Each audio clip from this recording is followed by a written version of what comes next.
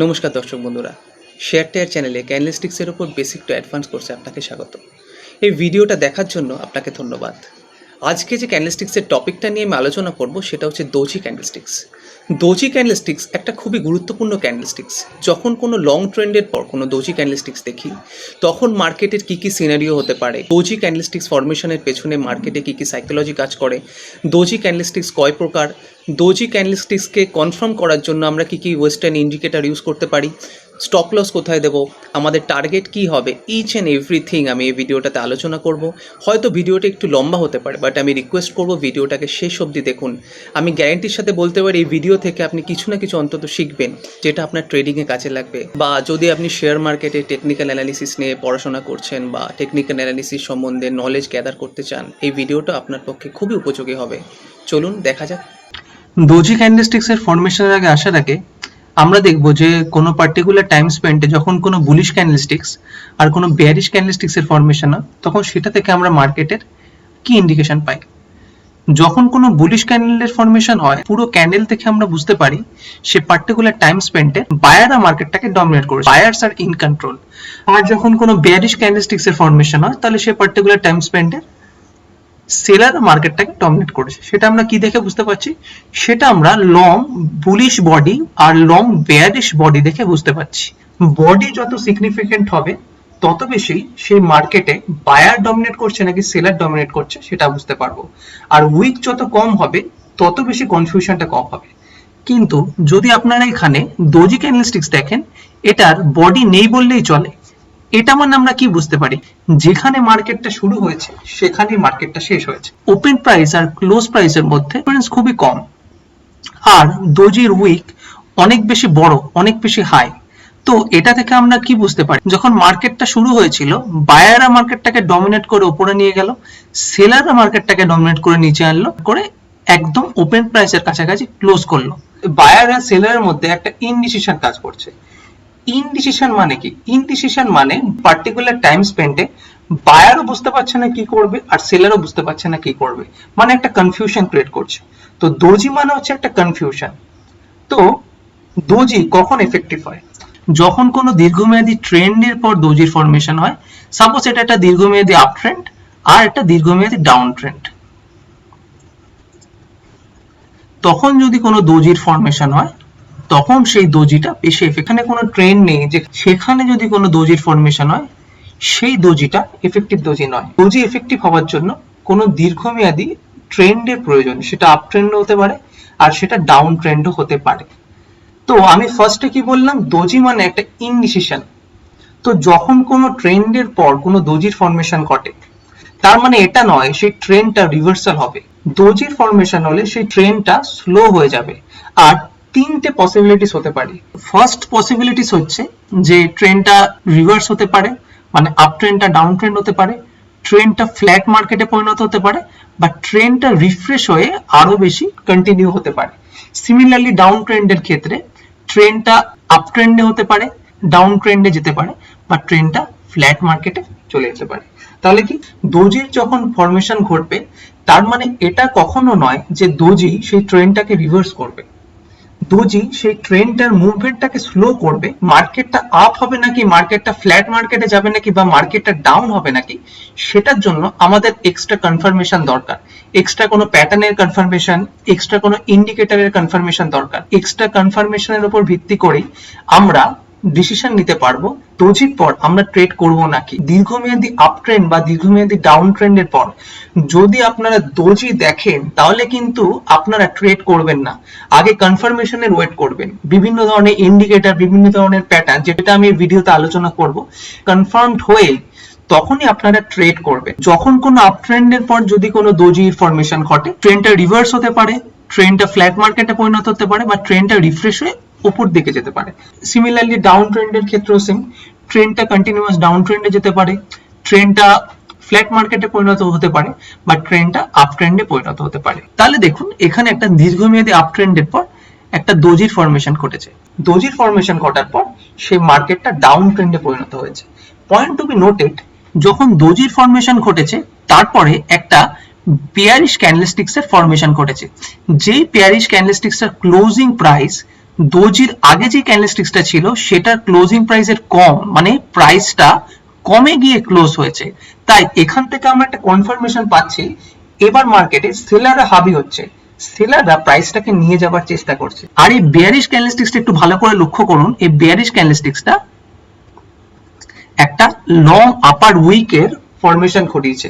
আপার week মানে কি? এটা রিজেকশন অফ হায়ার প্রাইস। বায়াররা যে প্রাইসটাকে উপরের দিকে নিয়ে গেছিল, সেলাররা সেই প্রাইসটাকে নিচে রিজেক্ট করে নিচে নিয়ে গেছে। পুরো ক্যান্ডেলস্টিক্স এর উইক সম্বন্ধে একটা ভিডিও আমি এই চ্যানেলে আপলোড করেছি, আমি রিকোয়েস্ট করবো সেই ভিডিওটা একবার দেখুন। এখানে দেখুন দোজি কখন ট্রেন্ডটাকে কন্টিনিউ করে। এটা একটা দীর্ঘমেয়াদী আপ ট্রেন্ড।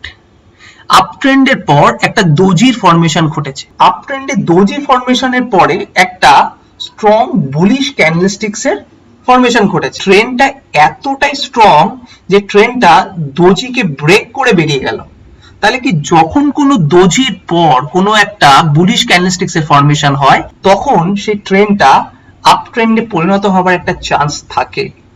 আর যখন কোনো ডাউন ট্রেন্ডের পর কোনো দোজির ফরমেশন হচ্ছে তারপর যদি একটা স্ট্রং বেয়ারিশ ক্যান্ডেলস্টিক্স এর ফরমেশন হয় তাহলে আমরা ভাববো সেই ডাউন ট্রেন্ডটা কন্টিনিউ হতে পারে। দোজির পরে ক্যান্ডেলস্টিক্সটা একটা কনফার্মেশন দেয়। কনফার্মেশনটা কিন্তু 100% কনফার্মেশন নয়, আমাদের বিভিন্ন ধরনের ইন্ডিকেটর আরো বিভিন্ন ধরনের টুলস এর মাধ্যমে কনফার্মেশনটাকে আরো দৃঢ় করতে হবে, সেটা আমি এই ভিডিওতে আলোচনা করব। যদি আমরা এখানে এন্ট্রি করি আর এখানে একটা স্টপ লস লাগাই তাহলে দেখুন খুব কম রিস্কে আমরা অনেক বেশি প্রফিট পেতে পারি।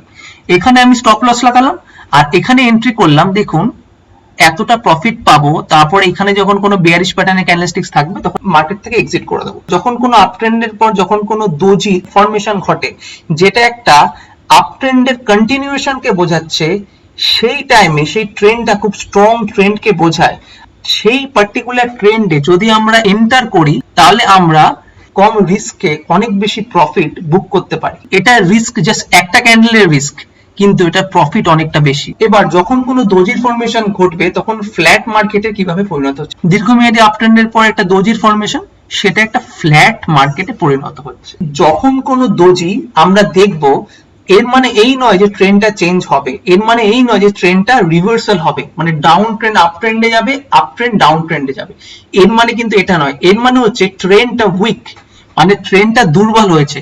ট্রেন্ডটা দুর্বলের পর তিনটে পসিবিলিটিস হতে পারে, এক মার্কেটটা ডাউন হবে, একটা আর মার্কেটটা ফ্ল্যাট হবে, আর মার্কেটটা রিফ্রেশ হবে। মার্কেট রিফ্রেশ হবার ক্রাইটেরিয়া কি? যে দোজির পর একটা গ্যাপ দিয়ে একটা স্ট্রং বুলিশ ক্যান্ডেলস্টিক্স দেখতে পারবো। তার মানে কি মার্কেটটা এতটাই স্ট্রং যে মার্কেট দোজিকে আর মানলো না, দোজিকে ভেঙে রিফ্রেশ হয়ে মার্কেটটা আবার বেরিয়ে গেল। ডাউন ট্রেন্ডের ক্ষেত্রেও সেম, মার্কেটটা আপ হতে পারে, মার্কেটটা ফ্ল্যাট হতে পারে, বা মার্কেটটা রিফ্রেশ হতে পারে। রিফ্রেশ হওয়ার ক্রাইটেরিয়া কি? দোজির পর ডাউন ট্রেন্ডে দোজির পর একটা স্ট্রং বিয়ারিশ ক্যান্ডেলস্টিক্স যেন আমরা দেখতে পাই। ইনসিগনিফিকেন্ট দোজি কোনটা? যখন কোনো দোজি কোনো ফ্ল্যাট মার্কেটে আসে আর দোজির আগে অনেক স্মল বডি ক্যান্ডেলস্টিক্স থাকে তখন সেই দোজিকে আমরা ইনসিগনিফিকেন্ট দোজি বলি। দোজি ফরমেশন হওয়ার জন্য একটা ট্রেন্ডের প্রয়োজন হয়। যদি কোনো ফ্ল্যাট মার্কেট, এখানে প্রাইসের কোনো ফ্লাকচুয়েশন নেই, একটা ফ্ল্যাট মার্কেট, এই ফ্ল্যাট মার্কেটে যদি কোনো দোজির ফরমেশন থাকে এই দোজি এফেক্টিভ দোজি হয় না। আর দেখুন দোজি আসার আগে অনেক বেশি ছোট ছোট ক্যান্ডেলস্টিক্স এর ফরমেশন করেছে, সেটা দোজি লাইক ক্যান্ডেলস্টিক্স বলতে পারি আমরা। আগেই তো মার্কেটটা কনফিউশন বোঝাচ্ছে, তার মানে দোজি আসার পর এক্সট্রা করে কনফিউশন কিছুই বোঝাচ্ছে। এই দোজিটা অতটা এফেক্টিভ নয়। দোজির অবস্থানের ভিত্তিতে দোজিকে দুই ভাগে ভাগ করা হচ্ছে। যেই দোজিটা আপ ট্রেন্ডে অবস্থান করে সেই দোজিকে আমরা নর্টন দোজি বলি। এটা হচ্ছে দেখুন আপ ট্রেন্ডে অবস্থান করছে, এই দোজিকে আমরা নর্টন দোজি বলি।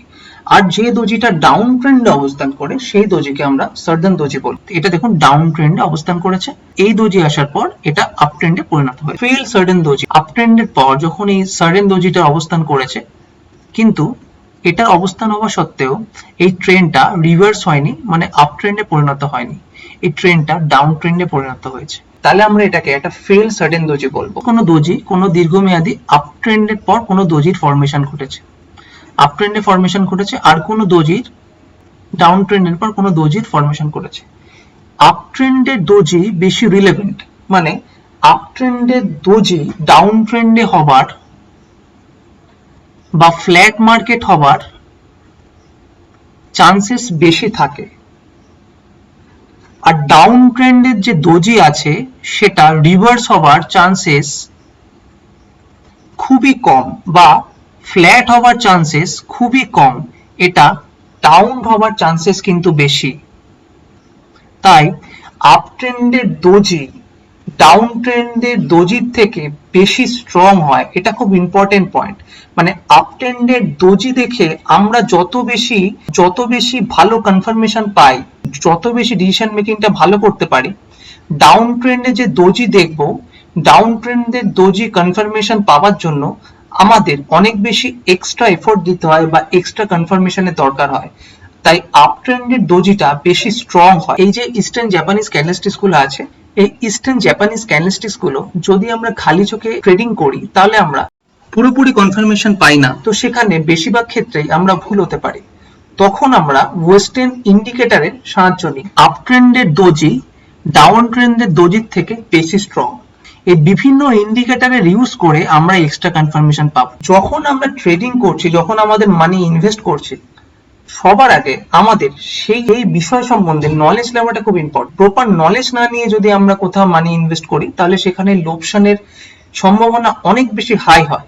তাই আমি একটাই রিকোয়েস্ট করব, ট্রেডিং করার আগে যত বেশি পসিবিলিটিস আছে, যত বেশি আপনার কনফার্মেশনটাকে আপনি স্ট্রং করবেন, তার জন্য যত বেশি নলেজ নেবার তত বেশি নলেজ নেবেন। এই ওয়েস্টার্ন ইন্ডিকেটর গুলোকে বা বিভিন্ন প্যাটার্নকে কাজে লাগিয়ে আমরা আমাদের কনফার্মেশনকে অনেক বেশি দৃঢ় করতে পারি, আর আমাদের অনেক বেশি লোকসান হওয়ার চান্সটা কমতে থাকে। দোজি যখন কোনো রেজিস্ট্যান্স এরিয়াতে অবস্থান করবে, সেই দোজিটা ট্রেন্ড রিভার্সালের কনফার্মেশনটা বেশি থাকে। তাহলে দেখুন এখানে একটা দোজির ফরমেশন ঘটেছে, আর এটা তার আগের রেজিস্ট্যান্সটাকে কনফার্ম করছে। তাহলে কি রেজিস্ট্যান্স এরিয়ার দোজি বেশি সিগনিফিকেন্ট হয়। এখান থেকে আমরা বুঝতে পারছি যে এই যে দোজিটা বেশি কনভিন্সিং, বা এই দোজিটা বেশি কনভিন্সিং, কারণ কি এটা আগের রেজিস্ট্যান্সকে স্যাটিসফাইড করছে। তাহলে দেখুন এখানে এই দোজির ফরমেশনটা ঘটেছে, এটা কনফার্মেশন আরেকটা কি দিচ্ছে, একটা লং বিয়ারিশ ক্যান্ডেলস্টিক্স। এখানে যদি আমরা শর্ট সেলিং করি তাহলে এখানে আমরা এন্ট্রি করব। শর্ট সেলিং মানে কি, যত প্রাইসটা কমবে তত বেশি লাভ হবে। এখানে আমরা এন্ট্রি করলাম, এত দূর আমরা ট্রেড করলাম, তারপরে একটা কনফার্মেশন ক্যান্ডেলস্টিক্স পাচ্ছি যেটা একটা ট্রেন্ডটাকে রিভার্স করার একটা সিগন্যাল দিচ্ছে। এরপরে আমরা মার্কেট থেকে এখান থেকে এক্সিট করে গেলাম। এখান থেকে আমরা একটা ভালো প্রফিট পেলাম, কারণ কি রেজিস্ট্যান্স এরিয়ার দোজি আমাদের বলছে যে এখান থেকে ট্রেন্ডটা রিভার্স হতে পারে। তাহলে এখানেও দেখুন এটা একটা দোজি ক্যান্ডেলস্টিক্স, এটা একটা দোজি ক্যান্ডেলস্টিক্স। এই দোজি ক্যান্ডেলস্টিক্সটা আগের যে রেজিস্ট্যান্সটাকে স্যাটিসফাইড করেছে, মানে কি এখানে যেখানে প্রাইসটা শেষ হয়েছিল এই দোজিটাও এখানে শেষ হয়েছে, রেজিস্ট্যান্স এরিয়াটাকে স্ট্রং করেছে। তাহলে এখান থেকে আমরা একটা বিশাল কনফার্মেশন পাচ্ছি যে এরপর থেকে মার্কেটটা ডাউন হতে পারে। স্টকিস্টিক ইন্ডিকেটর, দোজির কনফার্মেশন পাওয়ার জন্য স্টকিস্টিক ইন্ডিকেটর খুবই একটা গুরুত্বপূর্ণ ইন্ডিকেটর। এই ভিডিওতে আমি স্টকিস্টিক ইন্ডিকেটর সম্বন্ধে ইন ডেপথ আলোচনা করব না, এর জন্য আমি একটা আলাদা ভিডিও এই চ্যানেলে আপলোড করব। আমি এখন জাস্ট দেখব যে স্টকিস্টিক ইন্ডিকেটর দোজির কনফার্মেশনের জন্য কিভাবে হেল্পফুল হতে পারে। স্টকিস্টিক ইন্ডিকেটর হলো একটা প্রাইস মোমেন্টাম ইন্ডিকেটর। যখন কোনো স্টকিস্টিক ইন্ডিকেটর ওভারবট রিজিয়নে থাকে আর সেটা মোমেন্টামটা স্লো হয়, তখন সেই ট্রেন্ডটা রিভার্স হতে থাকে। এটা একবার দেখি। যখন এই প্রাইস মোমেন্টামটা দুটো কাঁটার মাঝখানে থাকে, যখন এই প্রাইস মোমেন্টামটা 80-র উপরে ক্রস করে তখন আমরা বলবো সেটা ওভারবট রিজিয়নে আছে।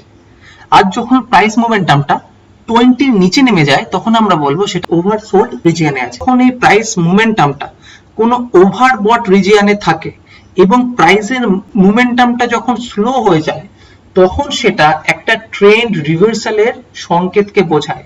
এটা একটা ওভারবট রিজিয়নে আছে আর এটার মোমেন্টামটা স্লো হয়ে গেল, এটা মানে হচ্ছে ফার্স্ট, এটা মানে স্লো হয়ে গেল আবার মোমেন্টামটা হাই হচ্ছে, মানে কি এখানে মোমেন্টামটা স্লো হয়ে গেল আর এটা একটা ওভারবট রিজিয়নে আছে। আর উপরের দিকে লক্ষ্য করুন, আর উপরে একটা দোজির কনফার্মেশন এখান থেকে আমরা পাচ্ছি।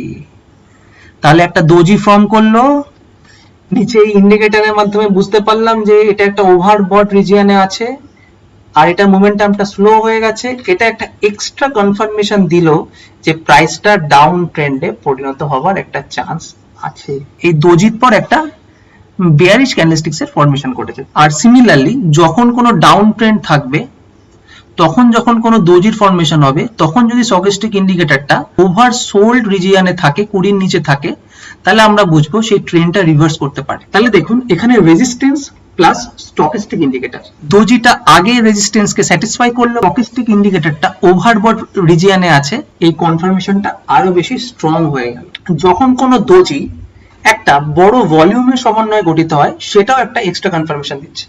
সেটা একটা কনফার্মেশন দিচ্ছে যে মার্কেটে স্মার্ট মানি ইনভলভ হচ্ছে, যে ওই ট্রেন্ডটাকে রিভার্স করার জন্য। তাহলে এখানে দেখুন, এখানে একটা দোজির ফরমেশন ঘটেছে, কিন্তু এটার ভলিউমটা অনেক বেশি হাই, তো এখান থেকে ট্রেন্ডটা একটা ডাউন ট্রেন্ড হওয়ার কনফার্মেশন দিচ্ছে।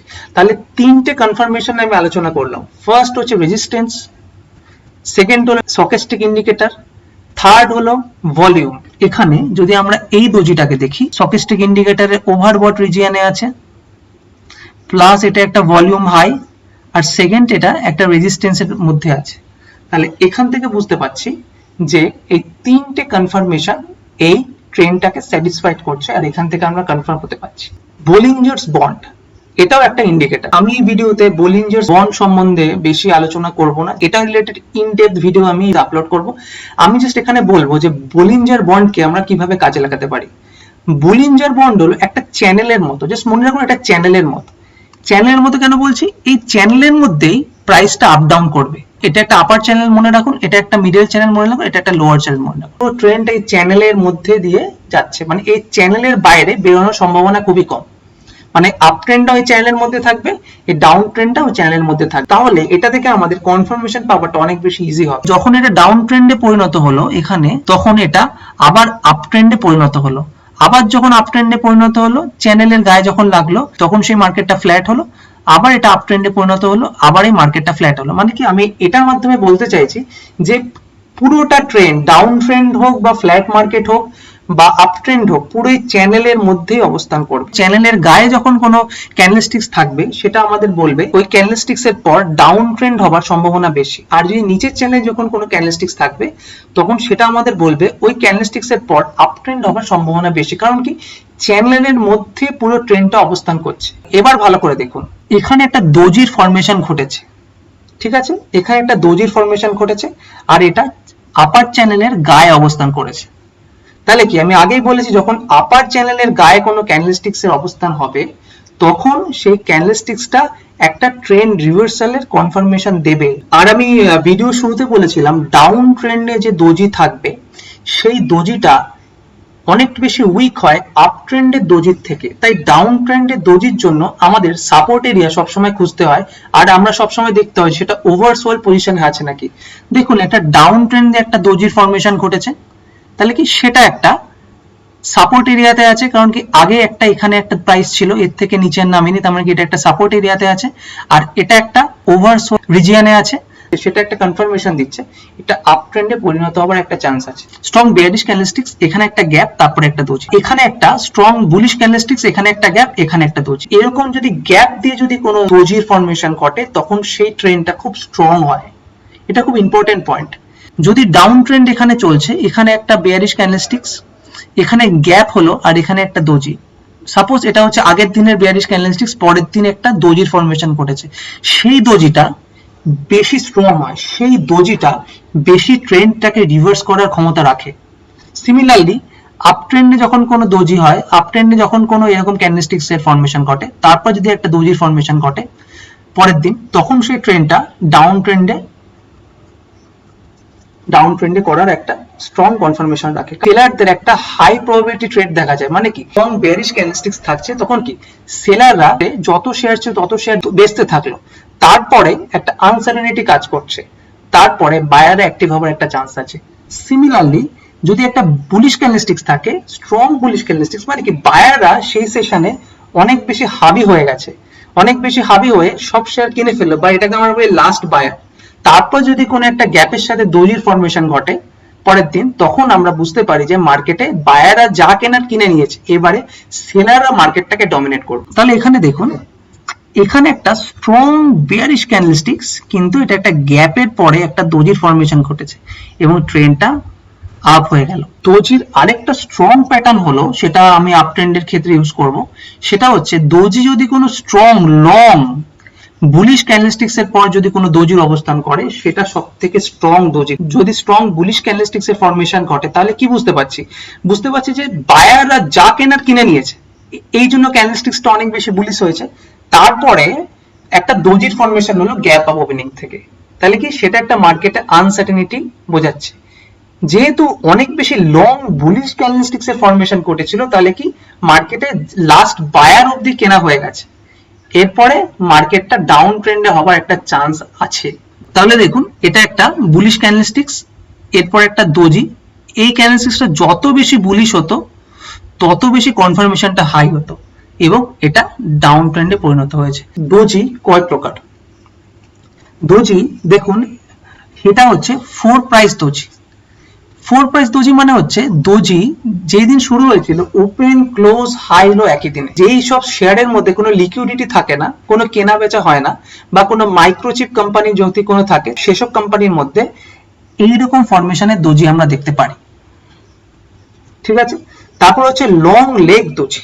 লং লেগ দোজি মানে হচ্ছে দোজির দুটো শ্যাডো অনেক বেশি হাই, আর এরকম দোজিকে বলা হচ্ছে ইনডিসিশন কাজ করছে। তাহলে বলুন, যদি আমরা এখানে একটা দোজির ফরমেশন করলাম আর এখানে একটা দোজির ফরমেশন করলাম, তাহলে এই দোজি আর এই দোজির মধ্যে কোন দোজিটা সব থেকে স্ট্রং?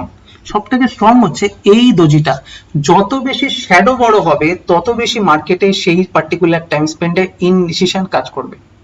ঠিক আছে, তারপর হচ্ছে গ্রেভস্টোন দোজি। এটা হচ্ছে গ্রেভস্টোন দোজি। আমি আগে যে উইকের সম্বন্ধে যে ভিডিওটা আমি আপলোড করেছিলাম, আমি রিকোয়েস্ট করবো সেই ভিডিওটা একবার দেখুন, সেখানে আমি ইন ডিটেলসে আলোচনা করেছি, তো আমি এখানে একবার বলছি। এখানে দেখুন এটা একটা পেয়ারিশ দোজি। কেন কি, এখানে বায়াররা যত প্রাইসটাকে উপরের দিকে তোলার চেষ্টা করেছিল সেটা সেলাররা রিজেক্ট করে প্রাইসটাকে একদম যেখানে শুরু হয়েছিল সেখান থেকে শেষ করে, তাহলে কি এটা একটা বেয়ারিশ দোজি। আরেকটা দোজি হলো ড্রাগন ফ্লাই দোজি। এটা একটা বুলিশ দোজি, মানে কি সেলাররা যত প্রাইসটাকে নামিয়েছিল সেই প্রাইসটাকে রিজেক্ট করে বায়ার্সরা প্রাইসটাকে উপরে তুললো।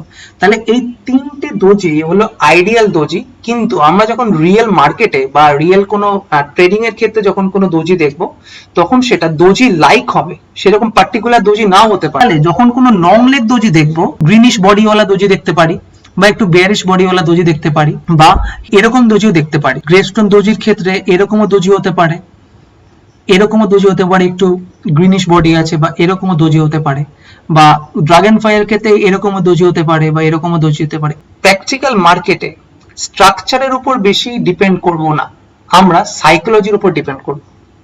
সাইকোলজি কি? সাইকোলজি হলো, সাপোজ এটা কোনো রেঞ্জ, মানে এখানে লো আর এখানে হাই থাকবে, আর এটা হচ্ছে রেঞ্জের বটম, আর এটা হচ্ছে রেঞ্জের হাই, আর এটা হচ্ছে রেঞ্জের বটম। রেঞ্জের হাইয়ের উপরে যদি কোনো ক্যান্ডেলস্টিক্স এর বডি থাকে, সেই ক্যান্ডেলস্টিক্স এর বডিটা বুলিশ বডি হিসেবে ডিনোট করা হয়। আর রেঞ্জের নিচে যত বেশি ক্যান্ডেলস্টিক্স এর বডি থাকে তত বেশি ক্যান্ডেলস্টিক্সটার বেয়ারিশনেস বাড়তে থাকে। এই সাইকোলজিকেই আমরা কিন্তু এই সব দোজির উপর অ্যাপ্লিকেবল করব। এই দোজিটা ভালো করে দেখুন, এই দোজিটা ভালো করে দেখুন, এটা ভালো করে দেখুন, এটা ভালো করে দেখুন। এটা কিন্তু তার রেঞ্জের অনেক উপরেই অবস্থান করেছে, কিন্তু এটা প্রাইসের জাস্ট একটু পার্থক্য আছে, এটা প্রাইসের একটু পার্থক্য আছে, বা এটা প্রাইস একটু নিচে অবস্থান করেছে। এই চারটেই কিন্তু রিজেকশন অফ লোয়ার প্রাইসকেই বোঝাচ্ছে, খুব ইম্পর্টেন্ট। এটা ভালো করে দেখুন, যেহেতু এটা একটা গ্রেভস্টোন দোজি, এটা একটা একদম নিচের দিকে অবস্থান করেছে। এগুলো দেখুন একদম রেঞ্জের বটমে অবস্থান করেছে, একদম নিচে অবস্থান করেছে। তাহলে মানে কি, এটারও এই চারটে দোজির সেন্টিমেন্ট সেম, এই চারটে দোজির সেন্টিমেন্ট সেম, কিন্তু স্ট্রাকচার আলাদা। মার্কেটে আমরা সেন্টিমেন্টের উপর বেশি জোর দেব। আর এটারও সেম, এই চারটে দোজির সেন্টিমেন্ট সেম, খালি প্রাইসটা একটু উপরে নিচে হেরফের, আর কিছুই না। স্ট্রাকচারের উপর একদম যাবেন না, সেন্টিমেন্টের উপর যাবেন। দীর্ঘমেয়াদী আপ ট্রেন্ডের পর যদি আমরা কোনো এরকম ফরমেশনের দোজি, বা এরকম একটু বডি আছে এরকম ফরমেশনের দোজি, বা একটু উপরে আছে এরকম ফরমেশনের দোজি যদি আমরা দেখি, তখন আমরা বুঝবো সেই ট্রেন্ডটা আর কন্টিনিউ হবে না। কারণ কি, বায়ারদের তোলা সেই প্রাইসটা রিজেক্ট করে প্রাইসটা নিচের দিকে নেমে যাচ্ছে। তখন সেরকম দোজিকে আমরা গ্রেভস্টোন দোজি বলবো, বা গ্রেভস্টোন লুকেলাইক দোজি বলবো। ড্রাগন ফ্লাই দোজি আমি এটা আগে বললাম, সেটা একটা বুলিশনেস কে বোঝাচ্ছে। কোন ডাউন ট্রেন্ডের পর যখন যদি কোন ড্রাগন ফ্লাই দোজি দেখেন বা ড্রাগন ফ্লাই লুকেলাক দোজি দেখেন, তখন সেটা রিজেকশন অফ লোয়ার প্রাইস কে বোঝায়। তখন সেই ট্রেন্ডটা আপ ট্রেন্ডে পরিণত হবার চান্স একটা বেশি থাকে। তো গ্রেভস্টোন দোজি আর ড্রাগন ফ্লাই দোজিতে আমরা কি করে ট্রেডিং করব? যখন গ্রেভস্টোন দোজি দেখবেন, গ্রেভস্টোন দোজির আগের যে ক্যান্ডেলস্টিক্সটা আর গ্রেভস্টোন দোজির পরের যে ক্যান্ডেলস্টিক্সটা, সেটা ক্লোজিং প্রাইস যেন আগের ক্যান্ডেলস্টিক্সের ক্লোজিং প্রাইসের থেকে কম হয়, মানে এটা যেন প্রাইসটা কম হয়। যদি কম হয় তখন আমরা কনফার্মেশন পাচ্ছি যে প্রাইসটা নিচের দিকে নেমে যাবার একটা চান্স আছে। তখন আমরা এখানে পরের ক্যান্ডেলস্টিক্স আরো যখন নামবে আমরা এখানে এন্ট্রি করব। এখানে আমরা এন্ট্রি করলাম, যদি আমরা শর্ট করি তো অবধি হোল্ড করলাম। তারপর যদি আমরা কোনো রিভার্সাল প্যাটার্নের ক্যান্ডেলস্টিক্স দেখতে পাই, ট্রেন্ডটাকে উপরের দিকে নিয়ে যাওয়ার ক্ষমতা রাখে, তখন আমরা সেখান থেকে কনফার্মেশন পেয়ে এক্সিট করে নেবো মার্কেট থেকে। আর ড্রাগন ফ্লাই দোজির ক্ষেত্রে কিভাবে আমরা কনফার্মেশন পাবো? ড্রাগন ফ্লাই দোজি যখন কনফার্মেশন হবে আর ড্রাগন ফ্লাই দোজির আগের যে ক্যান্ডেলস্টিক্সটা যেটা থাকবে, ড্রাগন ফ্লাই দোজির পরের ক্যান্ডেলস্টিক্সটা সেটা যেন আগের ক্যান্ডেলস্টিক্সটার ক্লোজিং প্রাইসের থেকে বেশি হয়, তখন আমরা এখানে এন্ট্রি করব।